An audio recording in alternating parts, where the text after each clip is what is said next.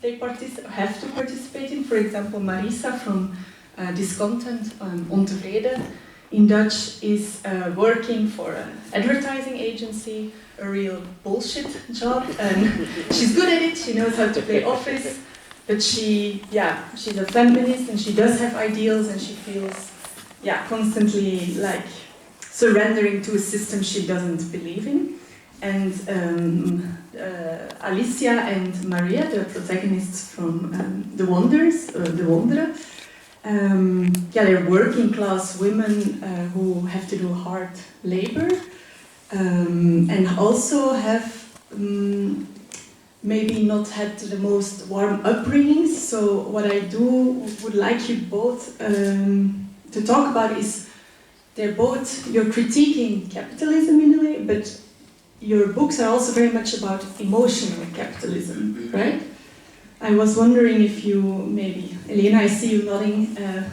I did read something that, emotional capitalism was a big inspiration also for your novel. Yeah, well, first of all, I want to thank Passa Porta for the opportunity. Being here is a dream. I am writing every day in every table of the apartment. And this morning I was preparing the meal, and in fact I have some tuppers with potaje. Spanish people here, and I have a lot of potaje in the fridge. Then if you want, take something for you. For me, it was a big inspiration, not just for the novel, also for my poetry, because I also write poetry. This concept of emotional capitalism by Eva Youth, because I wrote this book. Chatterton is a book of poems about how precariousness is not just a thing that is related to money, that is related to work. It's also related to the links between people in the way that, for example, you have to organize your relation with the other people, the time that you can dedicate to other people, the energy that you can dedicate to other people, depending on the time and the energy that work in time allows to you, and at the same time, in the way that we are organizing our relation with other people, if these relations could give us something, not just material things, not just, I don't know, I have this friend because he or she is going to help me to have a better work. I am with this person because he or she is giving me love or friendship or security, or I don't know, something that is not material. And that was the inspiration of Chatterton. That is a book that I wrote. I published it like 11 years ago, and in some way it's the, I don't know, maybe one of the most important thoughts that I wanted to talk about in The Wonders, and the new novel that I am finishing now, because I think in some moment, I don't remember if Maria or Alicia thinks about that, I remember that there's a fight, not a physical fight, it's a discussion between Maria and Pedro, her partner, and Pedro says, if we are together, we will have like financial help. So it will be beneficial for you economically. Yeah, and it's not about being together, it's about being together and pay less taxes. and for me it was the metaphor of that thinking. Then for me, when I am writing about money, I am writing about social class, I am writing about power, I am writing from intimacy, from private lives in some way, from common lives, to talk about, for me, very important topics. I think that most of the time we are thinking big in some way, and thinking big for me is thinking about this little character, these small characters, these common people in some way. Well, I want to say thank you to Passa Porta and to Instituto Cervantes for bringing me here. I don't have potaje because I arrived today, so I can't offer you that, but I'm very happy to be here too, and especially talking to Elena, that I'm a big fan. It's funny when you were mentioning Eva y Luz. Sometimes I think that when you are a writer, a fiction writer, you, at least in my case, I get very inspired in non-fiction authors because, as Elena says, like thinking about the big topics. If you're thinking about capitalism and you think about finances, it's not the way I want to speak about it, because I want to speak about how this thing affects us. So when you mentioned Eva y Luz, it was also like one of my inspirations for this book, and also David Graeber, because you mentioned the bullshit jobs. I find this non-fiction book, it's amazing and explains very good what's the problem, the main problem with Marisa, because what he says in this book is that sometimes you have a job that means you, like, it drains you, it makes you so unhappy, because you realize that it doesn't follow anything. It's not going to make the world a better place. Even you realize that if this this kind of job doesn't exist, the world will be a better place. So, and you go every day to work to do something that you realize that it's a mean thing for the world. So I think another thing that happens is that when you are in this position in life, that you are not rich, you're going from working class, you can't quit your job so easily, so you are basically a hamster, like going every day, but you don't find any solution. And it affects your relationships, it affects the way you the way you see the person in the mirror every morning, because you don't recognize this person anymore day after day. And one thing about the book is the title in Spanish is Descontento. I know that my translator is here, but hi, nice to meet you. Nice to meet you. So I don't know, maybe you can explain better, but I think it's very similar, like this content, that is this feeling that you are not. When I was thinking about the title of the book, I was thinking like what represents this feeling that, like, being trapped and being unhappy, but you don't have any will to do something more. So I was like, it's not the rate, because the rate makes you like, I don't know, like, more apathic. Yeah, it's very apathic. So I feel like this is, I don't know, like we have, or like the character I create, like they have this apathy and they don't have the will to change things, to make things better for her, for the world. Can I maybe ask you to read the selected fragment, because I think it really beautifully... Igual necesitas vacaciones. ¿Hace mucho que no tienes vacaciones? Las vacaciones son como una tirita para tapar el corte de un hacha.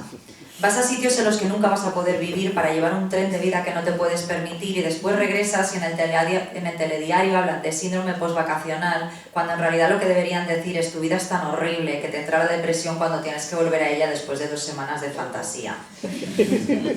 Pablo escucha y asiente, pero no sé si lo comprende del todo.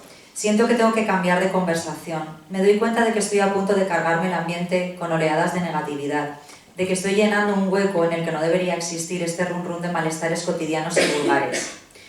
En fin, ¿tú qué tal? Bien. Pablo le da una calada al cigarro y se gira para dejar de mirar la ciudad y mirarme a mí. A veces yo también tengo esa sensación, como de que todo es igual y todo va a seguir siendo igual, una repetición tras otra. ¿Y cómo se te pasa?, pregunto con verdadera curiosidad.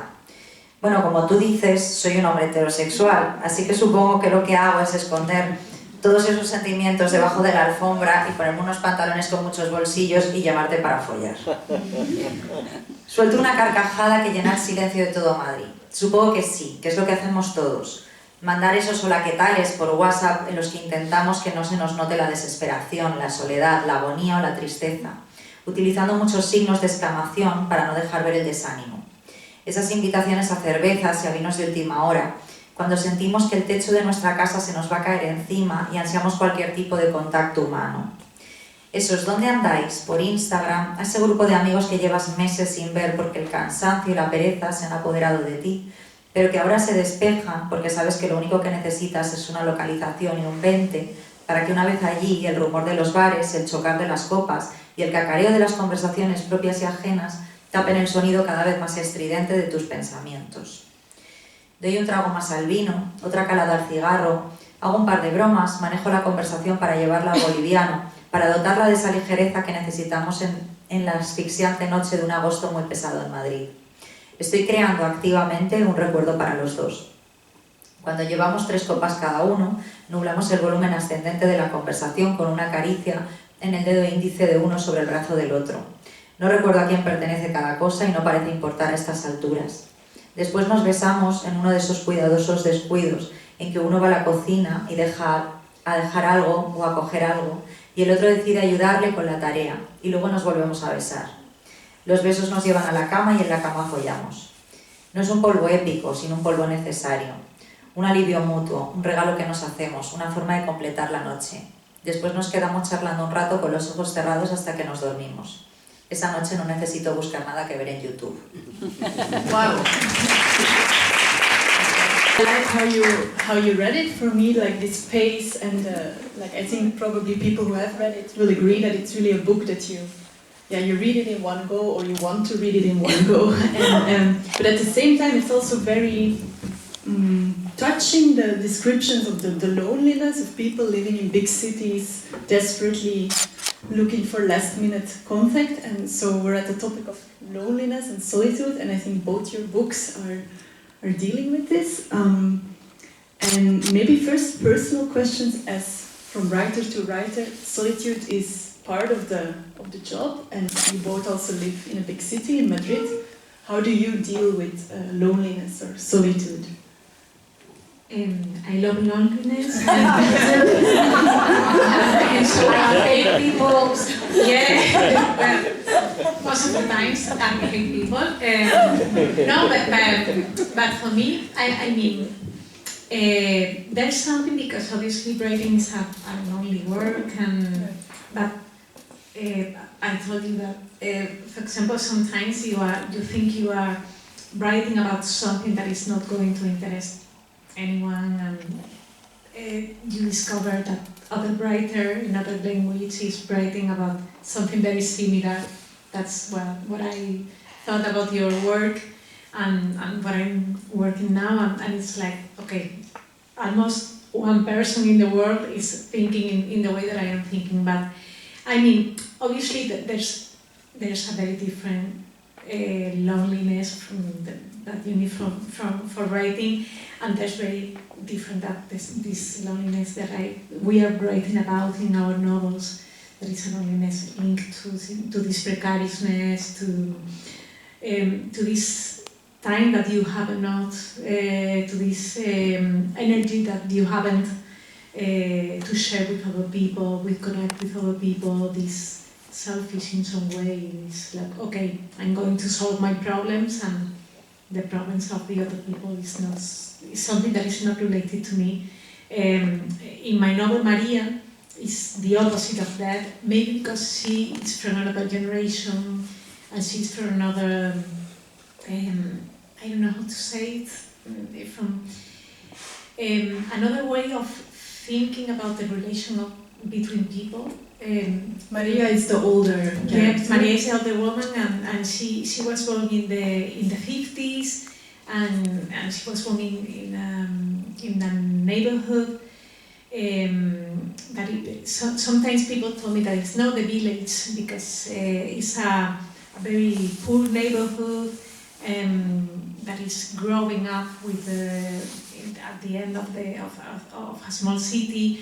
And when I was when I was writing about Maria, I wanted to write about something that is very strong for me in the social structure of Spain in some way, that is the this consciousness of collective with associations, with mostly in the experience of Maria, these neighbors associations, these females associations that in some way are creating an alternative structure for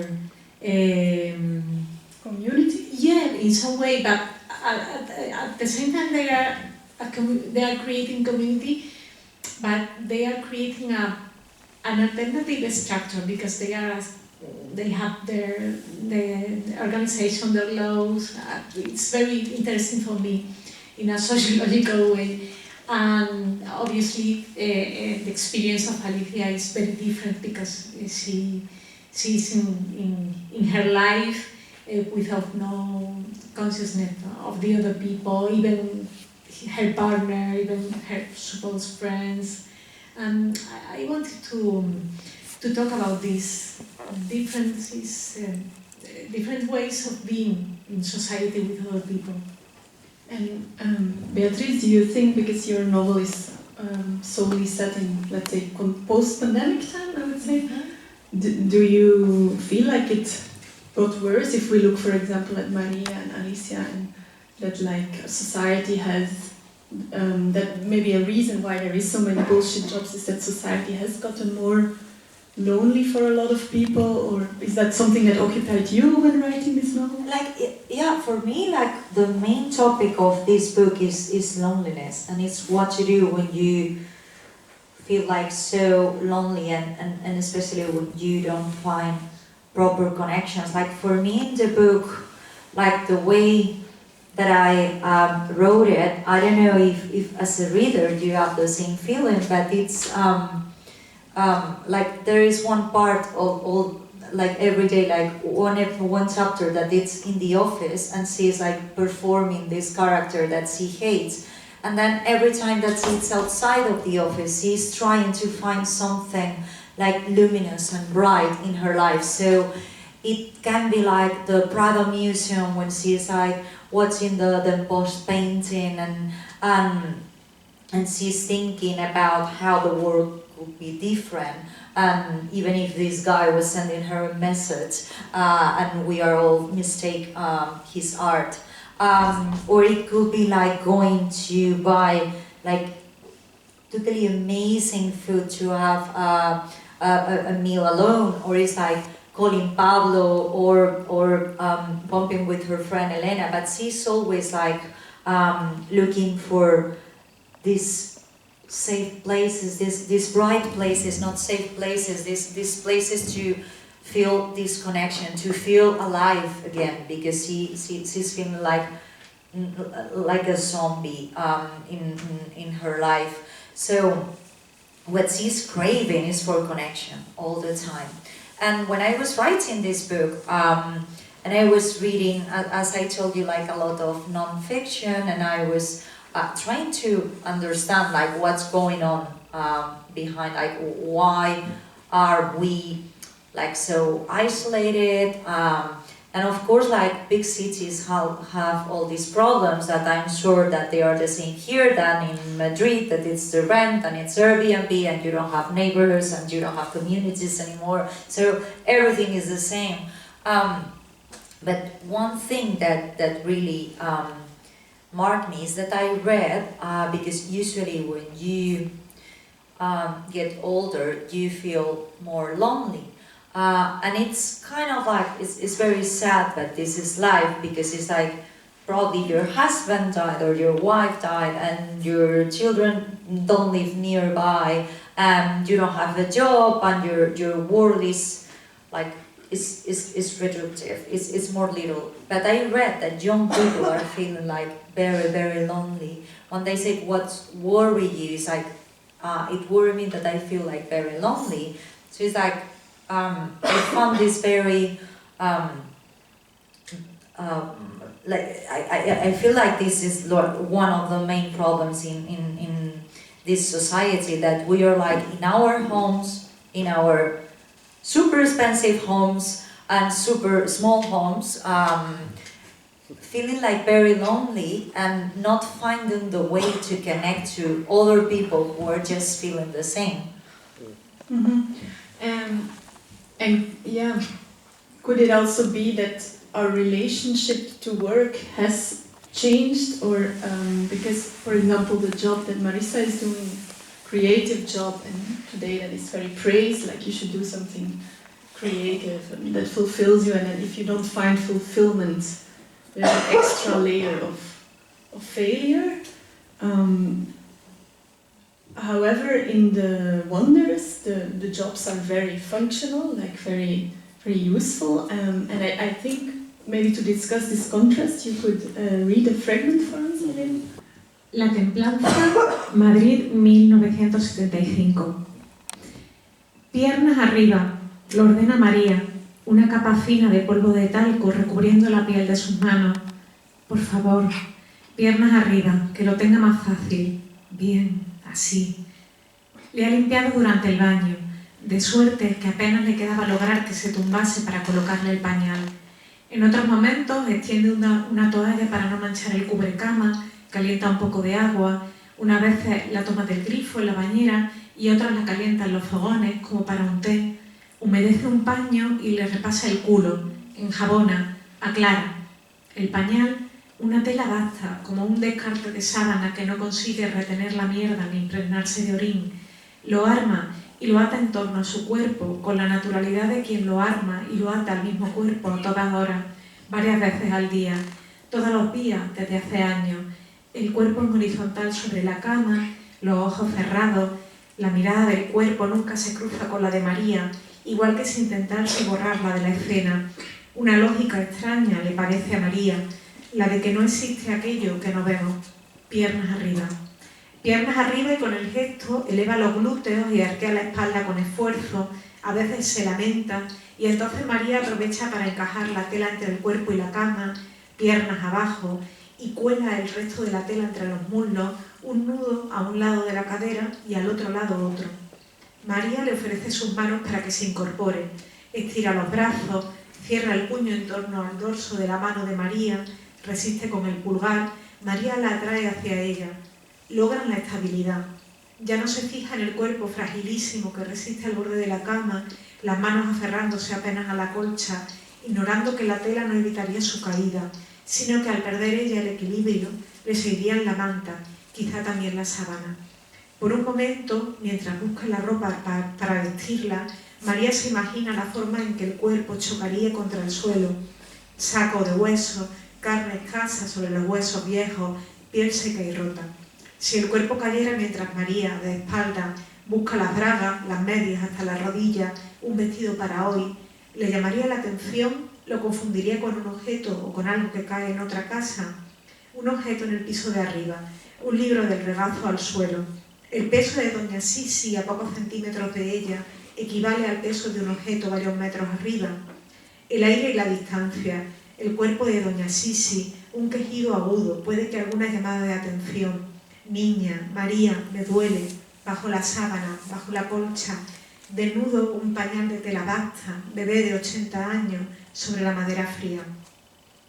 Durante el baño María se fija en el cuerpo, evalúa daño, compara el de hoy con el de ayer, advierte una herida nueva o la cicatriz de la herida de días antes y algunas semanas piensa en avisar a la hija de lo rápido que el cuerpo se le quiebra, la ayuda a sumergirse con cuidado y permite que durante un rato la mujer se quede sola, 5 o 10 minutos mientras el agua templa. Al principio María preguntaba si quería oír música y le cedía el transistor pequeño de la cocina. Más tarde notó que a la mujer el silencio o la radio le importaban más bien poco y se ahorró el movimiento. Entonces, cuando calcula que el agua comienza a enfriarse, María se arrodilla junto a la bañera y frota la manopla contra la piel tensa, ni un solo pelo sobre la piel tensa, franjas finísimas de sangre seca sobre la piel seca, tan débiles que no forman ni costra. Sucede como si se abrieran una y otra vez, a lo mejor la misma sangre distinta. María afronta el gesto con dulzura, más que con eficacia. Desliza la manopla sobre la piel, brazo abajo, tronco arriba, procura que la mujer no se mueva, todavía ha asumido que nunca ocurrirá, no se acostumbra a los pechos y al pubis ni se acostumbra al pudor. La melena decidieron cortarla unos meses atrás porque en varias discusiones la señora se arrancó puñaditos de pelos blancos. Desde entonces, cada 15 o 20 días, María recorta con cuidado el cabello que tapa las orejas al crecer, que desciende por la nuca. María evita los ojos al aclararle y con una toalla presiona poco a poco. El rostro, aquí la piel también seca, arrugada, piel contra piel en torno a los ojos y la boca, el resto del cuerpo. Vamos allá, advierte siempre María, o ya hemos terminado, o cualquier otro mensaje ante el que la mujer sabe, lo recuerda de momento, que debe reaccionar, estirar sus brazos y rodear con ellos el cuerpo de María. Palpa el vacío hasta que nota a la muchacha y entonces María, como puede, agarra el cuerpo, lo envuelve en una toalla o lo transporta del baño al dormitorio. Procura no moverla igual que un fardo, sino que imprime a la situación cierta delicadeza. A veces finge la risa o tararea para restar gravedad a la situación, maniobra para que el cuerpo no se le escurra, no gotee y le toque, deshacer el camino para evitar las manchas si se seca. Hasta que no le coloca el pañal limpio, hasta que María no la viste, desde que la desnudan para bañarse, la mujer cierra los ojos. Si logra no ver su cuerpo desnudo, si no tiene conciencia de que alguien lava su cuerpo desnudo, esa escena no sucede. Conforme la anciana cumple años se le escapa el peso, la memoria se le escurre. Cuando María entró en la casa, la madre todavía se duchaba sola, recibía a algunas amigas por las tardes. Las conversaciones alcanzaban hasta la cocina, los temas, incluso la elección del lenguaje, trasladaban a María algunas de las películas de los cines a varias calles de allí.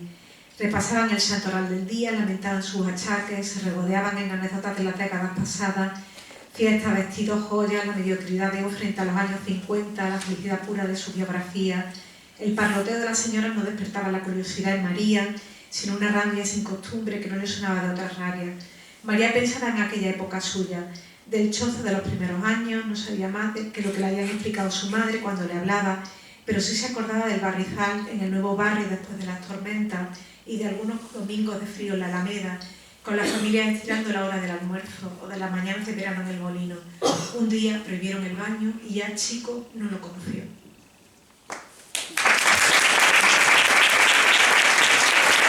What struck me in this fragment is also the care with which Maria is performing this work that is very, a lot of people nowadays wouldn't want to do this work. I mean, we hear a lot about nursing jobs and like cleaning jobs, not finding enough people, but Maria takes also a certain pride, right? She loves her work, or she feels useful. And was that important for you to have this working class character that is actually has a certain pride in what she does, or what was your reasoning behind that? And there was something that one of my aunts told me one day. One of my, I think 2 of them or 3 of them, I don't remember, but they worked as cleaners, cutters, and my aunt Amparo, she told me that she was a cleaner, but she was the best. And for me it was many years ago, remembering that, I thought she was absolutely the best, because she has this pride of, okay, what I am doing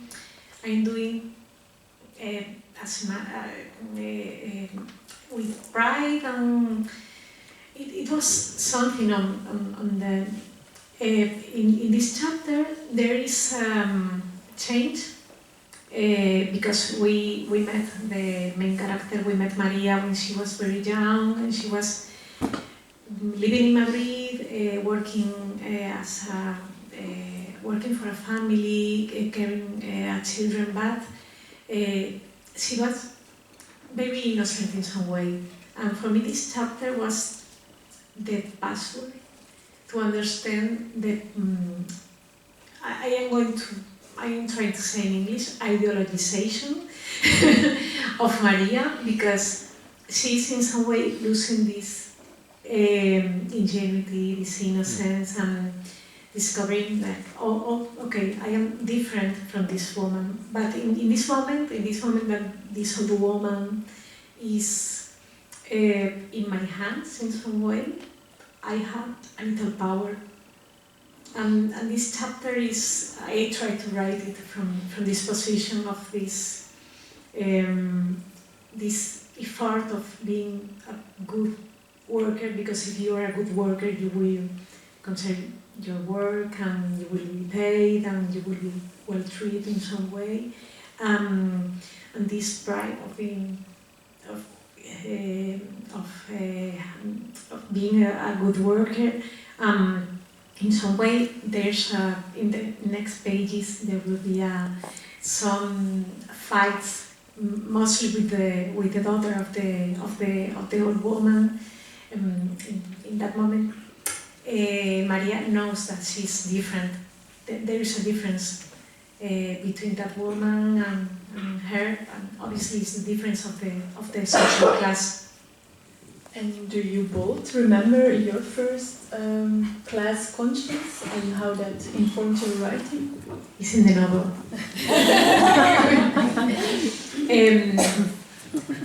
If someone has read the Wonders, there's a chapter called El Reino, and there are two teenagers that go to Alicia's house to do the homework, and I am one of the teenagers, and the other is my friend Puri. And I remember that I wrote the novel and sent it to her, and she said, "Please change the name."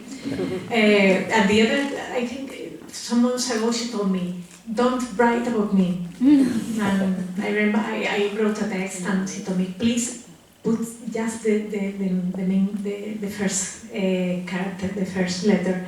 And I remember that I went to this colleague house. She was in our same school, in our same class, and I remember seeing a television in every room. It was, I think it was maybe the 97th year, the last years of the last century. And it was not very, at least at home, at my parents' house, we had one television at the living room. And there was a television in every room of the house, and she has a big collection of sneakers, and I have one pair because I need it for the sports class. And I remember the bags of the supermarket, because were bags of the El Corte Inglés, which is a very big. But the people in my neighborhood, we went to the supermarket in the neighborhood, not the supermarket in the center of the city. And in that moment, I thought, okay, we are not like this family. Mm-hmm. That was my first shock. Did you have a similar shock, or how is your? I have one that is very similar, and it's also in Fuego en la Garganta, my second book. That will be translated soon as well. It's going to be translated, yeah. But there is the neighborhood I grew up. It's in Valencia. That it's I don't know if you know in which part of Spain is. But it's a small town village that is very close to the center, but it's not the city center. So I write about this place in my second book. I didn't name it because I didn't anyone to feel, because I want to be like real about the neighborhood, about the good and bad stuff, and I didn't want people to feel like if I were mocking them or if I were being mean to them, because I think like every place has good and bad things, so I didn't want to name a very little place. It's not like writing about Madrid. It's very specific, small place. And I'm very glad I didn't do it, because then the Dana, this terrible rain, it happened in this place. So I was like, okay, so I'm glad I didn't name it. But the thing is, it's a very working class neighborhood. It's mostly working class, but then there are some difference between people who are like you know, who has the parents that they were like teachers or lawyers, and then you have the ones who were working in, I don't know, like my mother in an elderly home, taking care of old people. So there was a different, but then there is a scene in Fuego la Garganta that it's very similar because it was different in a way. She goes to a house that she feels like is very clean and very, very, like, people care a lot in this house. And there is a mother who takes care of everything, and she has like flowers, like fresh flowers. And she don't say the sofa, she says like the chaiselong, like it's you know, a kind of pause and everything. But what is very important to Blanca is that when she goes to the room of this girl that it's a friend of hers, she finds like a vitrina, like a you know, like this small cabinet that it's that you can open, and you have like all the trophies of, you know, like of sports, or like some memories, like some things that she did for like Mother's Day and blah blah. So it's like an altar of this little girl of 7 years old. So she realized not something like they have more money, it's like they have time for caring for each other. So what Blanca is missing is that, well, she doesn't have a mother, and she doesn't have a mother to do this kind of stuff, but they don't, even if she had this mother at home, she probably didn't have time to do all of these things for her little daughter. So, and I remember that I went to some houses when the mother was, when I was little, when the mother was working home mom, and they had this kind of thing. Do you remember when it was like something like Carnival or something, and you see the kids who were like very dressing up, and you were like ham, you know, like you were like, this is the worst thing ever, I'm so ashamed, and it's because your mother didn't have time. So I think at this point is when you see like the difference between, you know, like some homes and another home. So yeah, I try to write about it, changing things too in Fuego la Garganta. It's interesting what you say about money and time, because that's very much in the Wonders also showing that we follow a grandmother and granddaughter who have never met each other, even though they both live in Madrid and have actually quite similar lives. But it's also, they can't have a relationship because they don't have money, and thus they don't have time. So I found this, you very beautifully show the reader how they're not bad people. It's not that they abandon their child because they're cruel, it's out of necessity. Yeah, there was something very, there was something that happened in Spain in the 50s, in the 60s. Many women born in villages or small cities, mostly in the south of the country, of Spain, went to bigger cities, Madrid mainly, Barcelona, to care for the children of the rich people.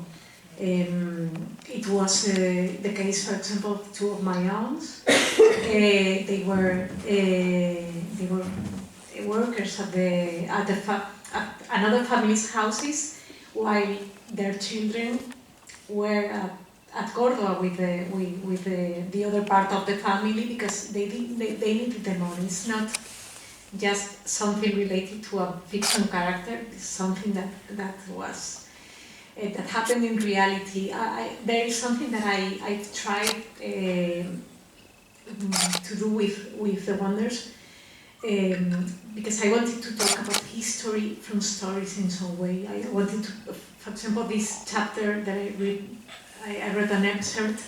It happened during the day of the funerals of Franco, the dictator.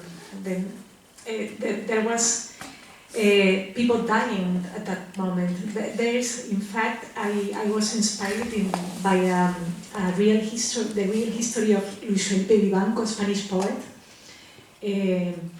The car with the body and with the, I don't know how to say ataúd, was blocked in the streets of Madrid because it was Franco's funerals. And the car was stopped during hours waiting for the funeral of Franco, and there was much more people dying and being born, and I was inspired in that fact that for me was, okay, obviously history is happening, but life is happening too.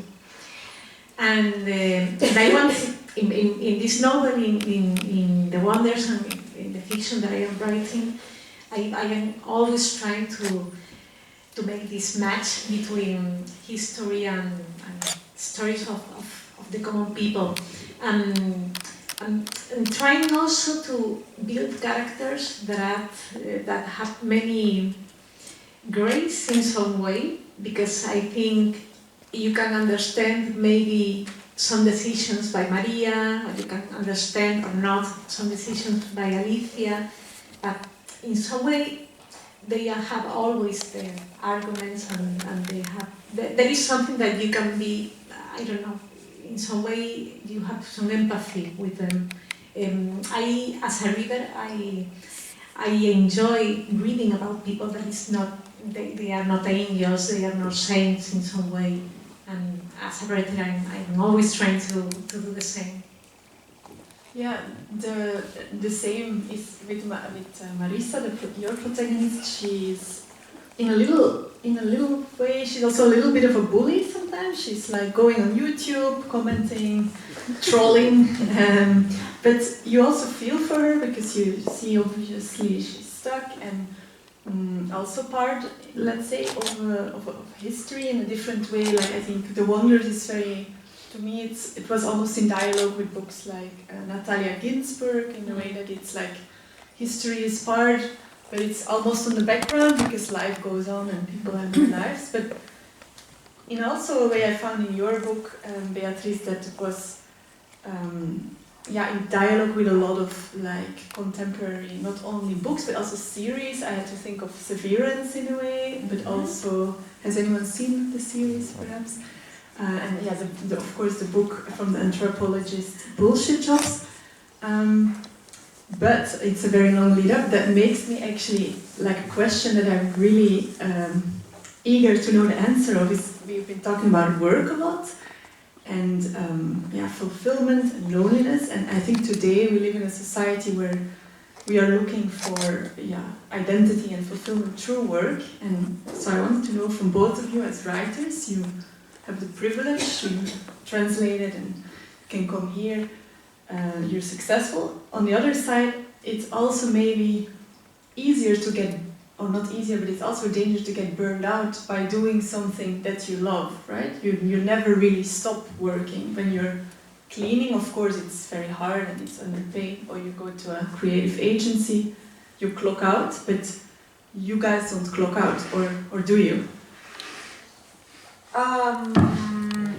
Well, I think first, I don't think that a lot of people can clock out nowadays, and this is one of the main problems, that when we are talking about identities, because our jobs has taken more time of our lives, and we are like constantly thinking about it. We are constantly performing, even like in social media, for example, or if you were talking with someone at home that it's a colleague or something, you're still working. So it's like very difficult to switch off. But as a writer, I guess like probably Elena has a lot more experience, but I feel I'm still in the honeymoon phase of the writing. Yeah, my writer's life.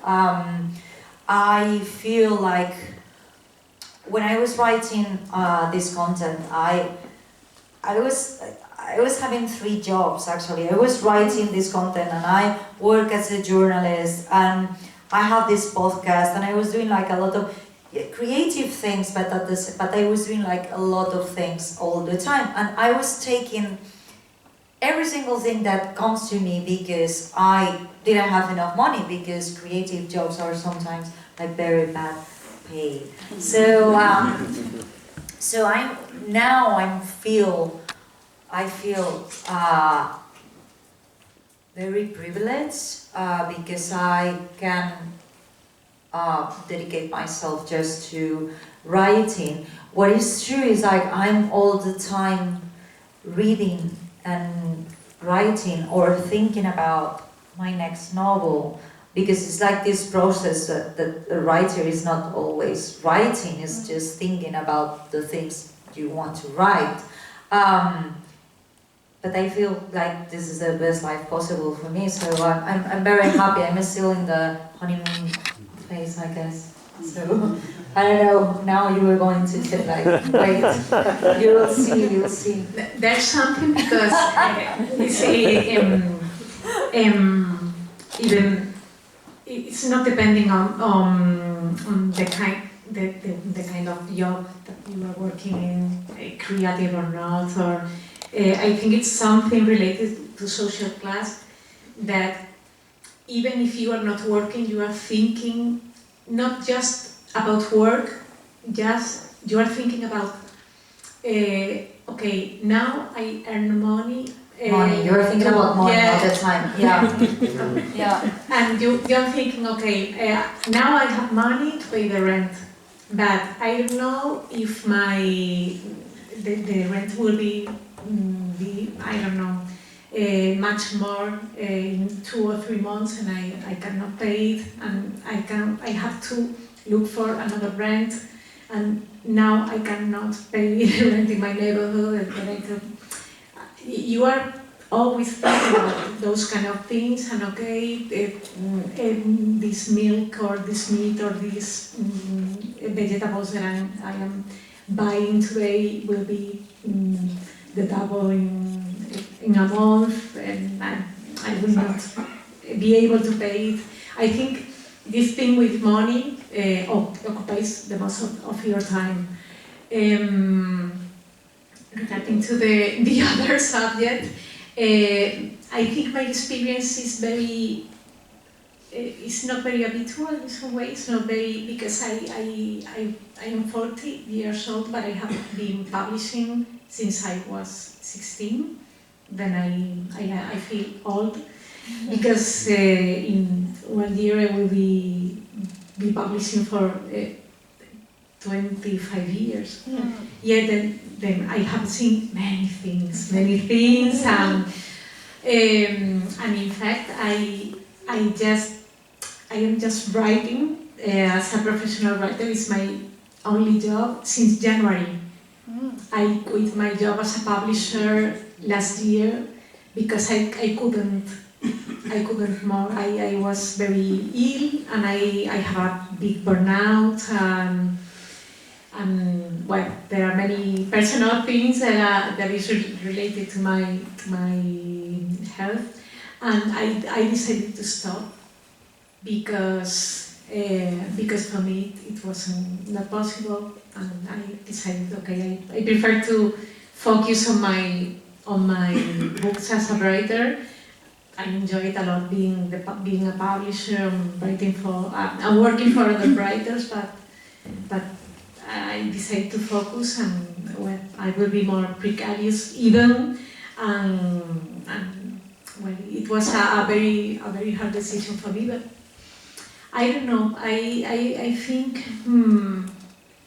in some way we have a privilege, but also for me saying the word privilege is difficult, because I have the feeling that I worked a lot during many years, and I was working during 25 years. I'm working a lot, even paying it with my health.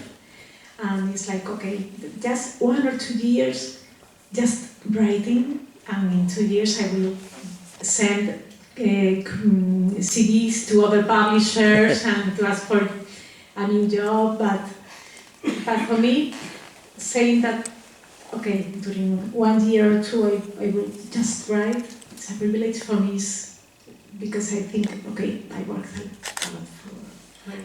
And there is another thing that I was thinking when she was talking, that is when you say I'm a writer, it has some glamour around it, that people feel like we are just like, I don't know, Ernest Hemingway, you know, drinking all day and, you know, with our gowns and our beautiful ladies around, and it's not like that, so, I don't know, like, I feel like a lot of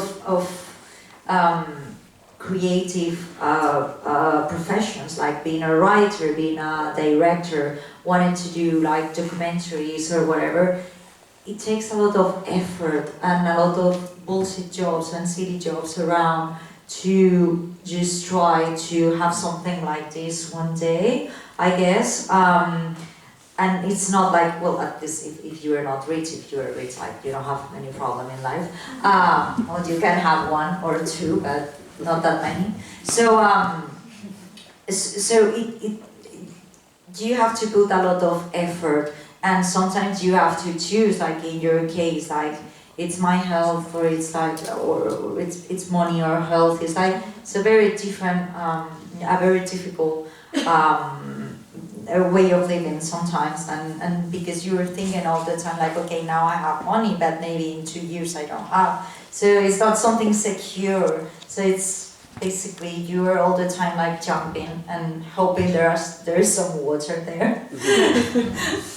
And do you think that being a female writer adds in some way to the precariousness? In the sense, earlier we were talking about motherhood, as it's an important topic also in The Wonders and also in your next book or second book.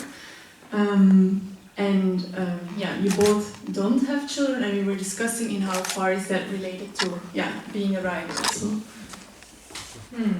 There's something that I don't know if it happens, something similar, and it's a very personal impression, but I think that now in Spain, if you publish a first or a second book and you are a woman, the attention that you receive is different than if you were a man.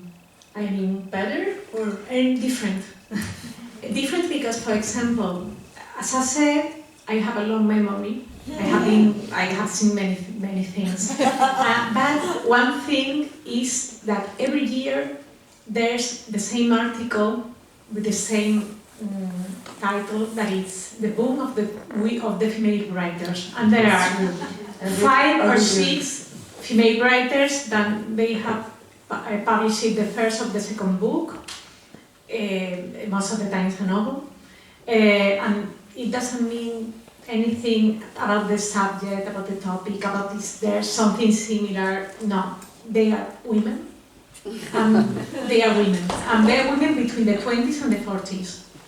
And there is like photographs posing with nice clothes, and that's the same article in every magazine, in the same round table in every festival, and maybe with the second book, or even the second book, or the third book, and when I say book, I am really saying novel, you maybe receive the same attention, and you will maybe publish in the same important imprint, but what happens with the 4th book, with the 5th book, with the 6th book? Happens that you are not new, and you're an older woman. Yeah, and you are older. And there is a quote on Showgirls that is, there is always someone younger and hungry trying to go up. I am trying to. There is something in Spanish. La escalera, claro. Yeah, la escalera detrás de ti. subiendo. No, porque es que te empuja, claro. Pensaba que era un recuerdo.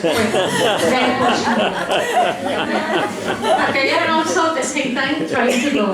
Well, that is something that you are not new. I remember that 4 or 5 years ago, a friend of mine, she's a woman writer older than me, she told me, how old are you? And I said, 36. Okay, 4 years. Yeah, and now I am 40. The day that it was my birthday, and she told me, she sent me a WhatsApp, congratulations, now. Because it was like, you are all like an yogurt, and you are not being consumed anymore. I mean, that's very different. That happens with the male writers in some way.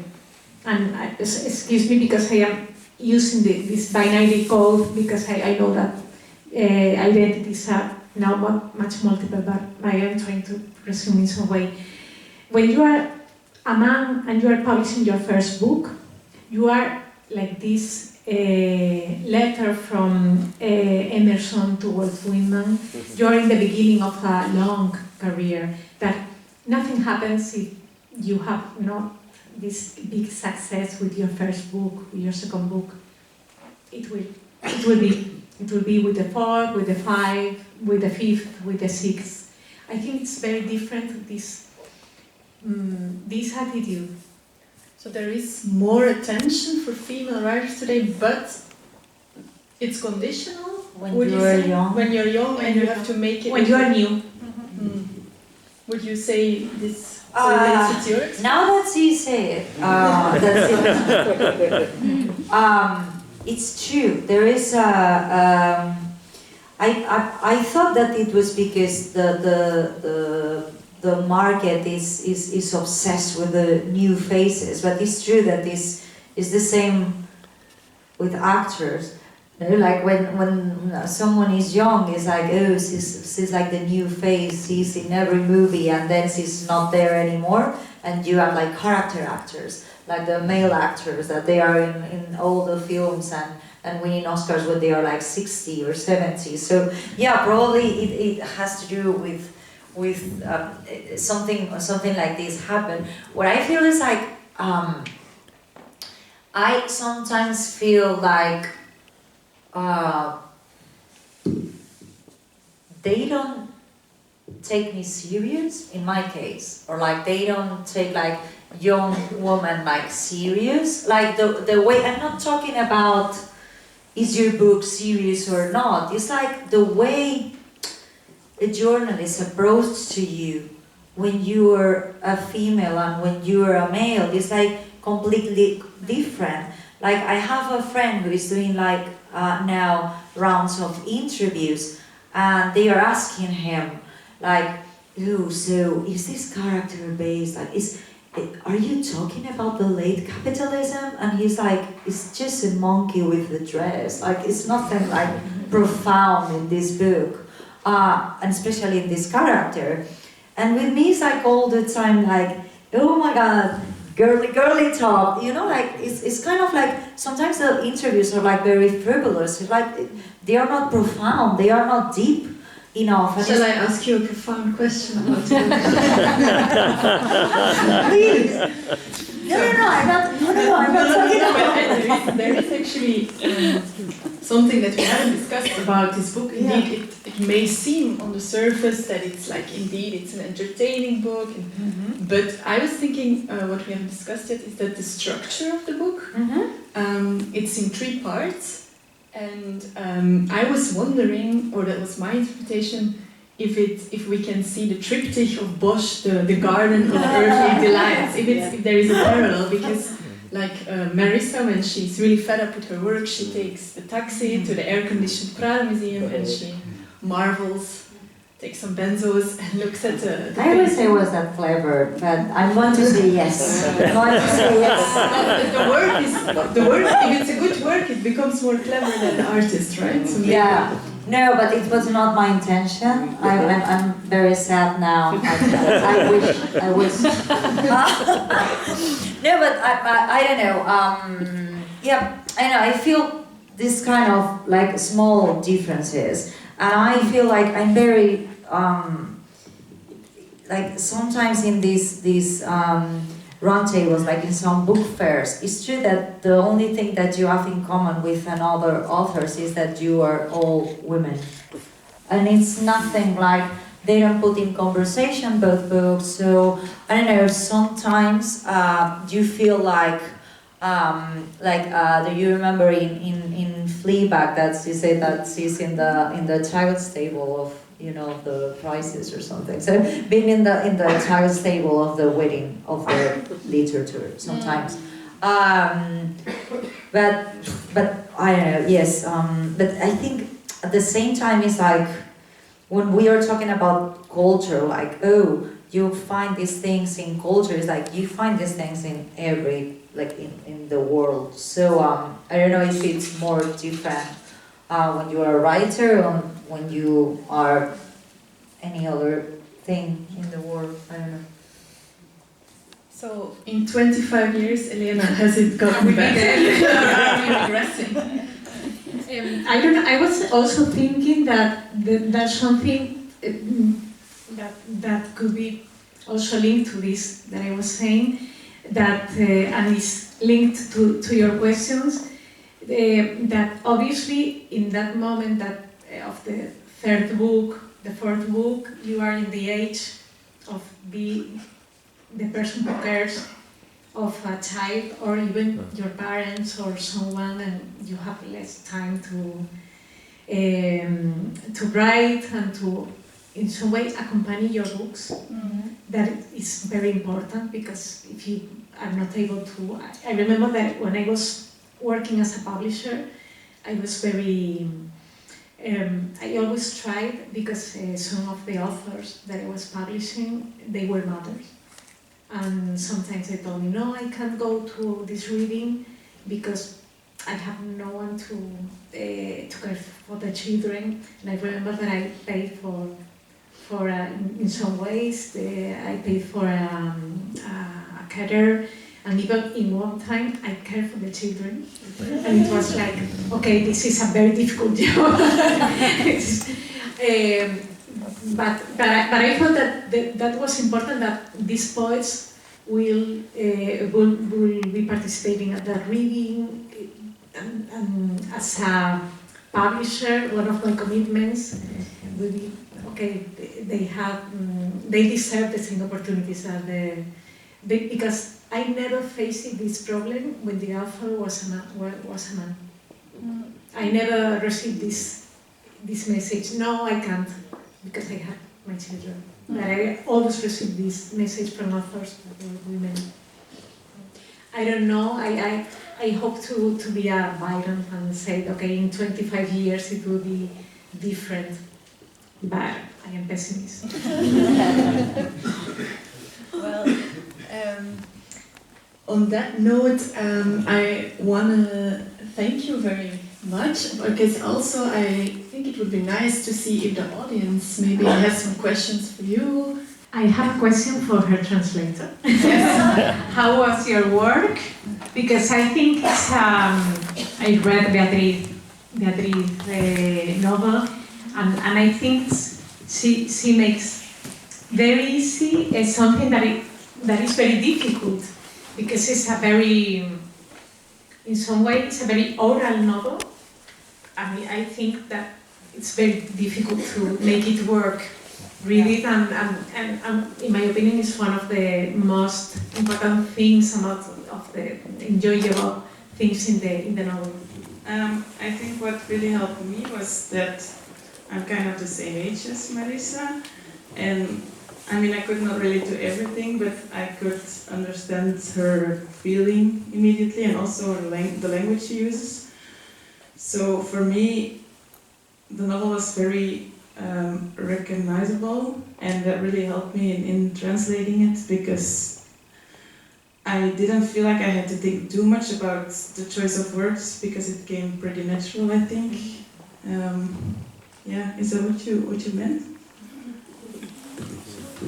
Is that what you meant? Yeah, it was about your experience, because I am always interested in, I think translation is a form of writing, creating writing, and I'm always curious about your about experiences translating.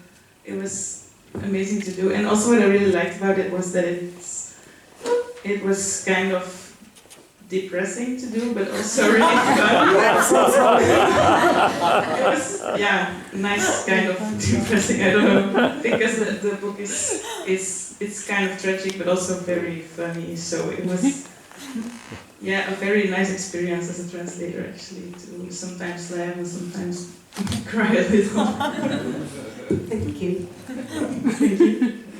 That actually brings me to a question on, as we're talking about translation, have you had very vastly different responses from, let's say, English-speaking audience, Spanish-speaking audience? I don't know, you've been translated in many languages. Was there some big cultural differences in the reception?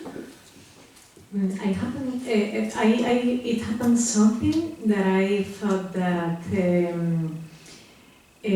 for example, when the novel was published, was translated into Korean, that I suppose nobody could understand that. But when I traveled to Korea and learned more about the culture, about the history, I understood that there was more in common that I thought between Spanish history and Korea's history.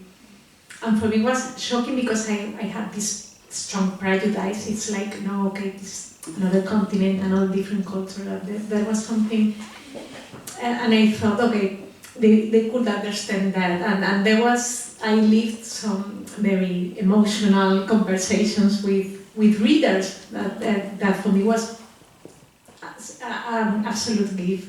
I lived something similar in many countries that I thought, okay, they are not linked to our story, and that was something that I enjoyed a lot, thanks to the translations. When I always give absolute freedom to the translators. If they want to write to me, it's okay for me, and if they don't want to write to me or they don't have any question for me, it's okay also, because I think I have maybe a translation is with my ideas, but it's a book by the translator.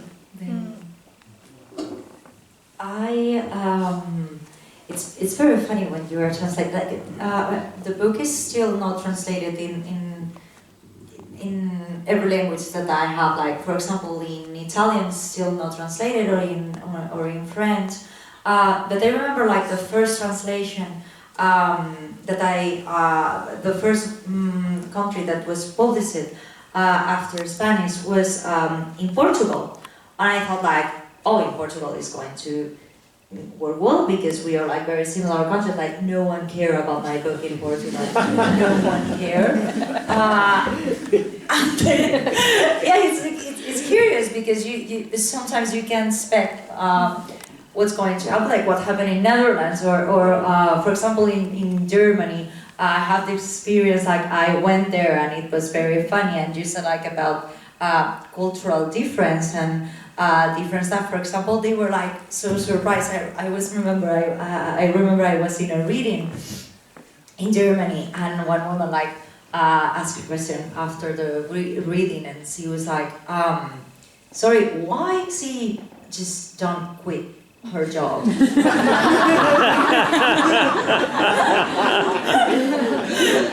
And I was like, okay, because I've been in Spain, the crisis, like trying to explain all the things that happened in my country.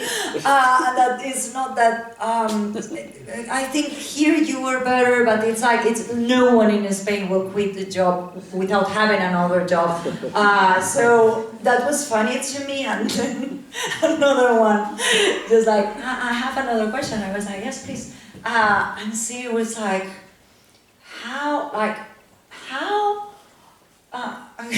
is possible to have so many anxiety pills at home, like does he has a dealer or something? Like she has a dealer or something? And I was like, maybe you have to put like some, like in Spain, if you go to the doctor and you say like I have anxiety, they give you pills or something.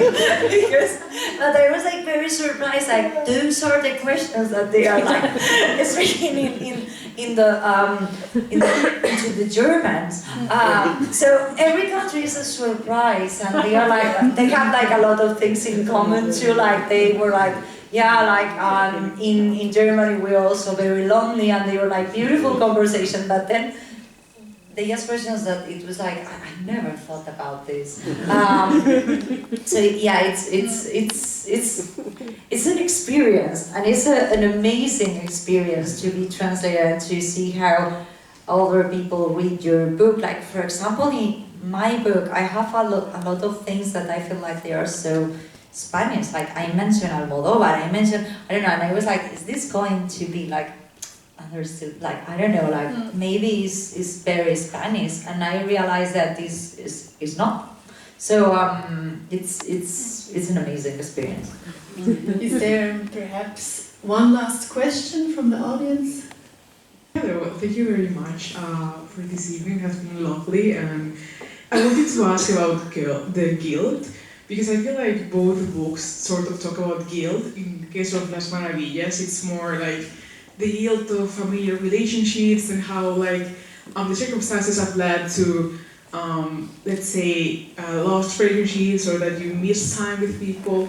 And in the case of El Descontento, I don't want to spoil it, but like something bad happens, and Marisa has like this like internal dilemma of like, should I have done more, should I have done less? But at the same time, this guilt is really influenced by this emotional capitalism you were talking about in both books. So I don't know like, how you perceive like this guilt, how you deal with guilt in these books, and is it like really like a real guilt, or is it just the circumstances that led them to do the things that they did or they didn't do? I think that maybe in Las Maravillas there's something that is in some way a company of the two characters in different ways, but I think Maria is trying to build her life with this consciousness of what happened, and there are many questions in a kind of monologues that she's what happened with my life if I did this instead of this, what happened with my life if I was born in another city, in another moment, in another family. And I think Alicia she maybe has not this problem she has not this problem in this way. She's more. I think Maria tries to live with the guilt, and Alicia is like shadowing the guilt in some way. I don't know how to say. I think it's maybe in my case it's maybe related with our Catholic education. I was going to say the same. Maybe because it's not the religion is not present in Las Maravillas, but I think it's in our education, in the way that we are educated, or we learn how to treat with other people. Maybe it's something, I don't know. Maybe it could be a possible answer. Yeah, I was thinking like it is possible to grow up in a Catholic country and not feeling guilty all the time for things that they are not your fault. I don't know. For me, the thing that makes Marisa feel more guilt is expectations. It's like, for example, there is a part of the book that I really like, because you said that Marisa sometimes can be you can relate to her and you can understand her, and sometimes it's like she's an asshole sometimes. But there is a part in the book where I feel like she has a lot of empathy, and it's when she's calling her mom. And when she calls her mom, she doesn't know what to say, because she doesn't want her to say, I'm unhappy, because this is going to make her mom feel guilty, like how I failed. Like, I paid for an education and sent you to Madrid. I said, like, do wherever you want. So, and she's incapable of talking, having a real conversation with her mother, because she feels very guilty to make her mom feel guilty. But it's a problem with expectations and about what we expect to accomplish in life, and how we compare to others, and how we have an image in our minds thinking that everyone's life is wonderful except us, I think, and that makes it feel like very sad and very guilty. So yeah, I think it's a very interesting topic. But I think the base of everything is probably cultural, I think.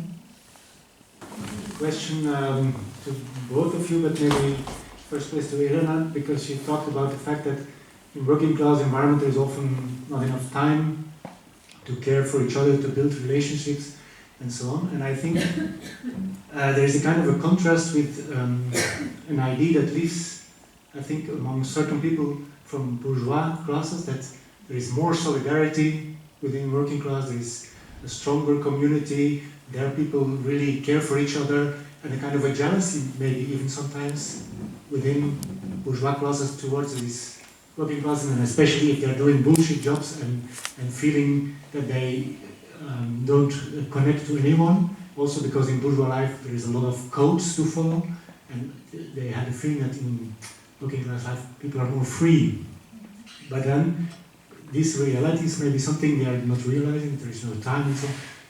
I wanted to know what you think about this contrast, about this idealization that exists among certain people and the real facts on the ground, so to say.